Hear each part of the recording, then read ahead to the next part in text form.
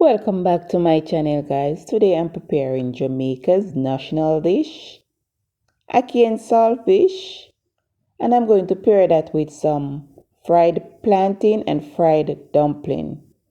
Perfect Sunday morning breakfast.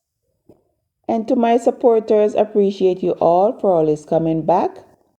For my new supporters that come in and board, welcome. So let's get straight to the video, guys. And all the ingredients will be on the screen and will be listed in the description.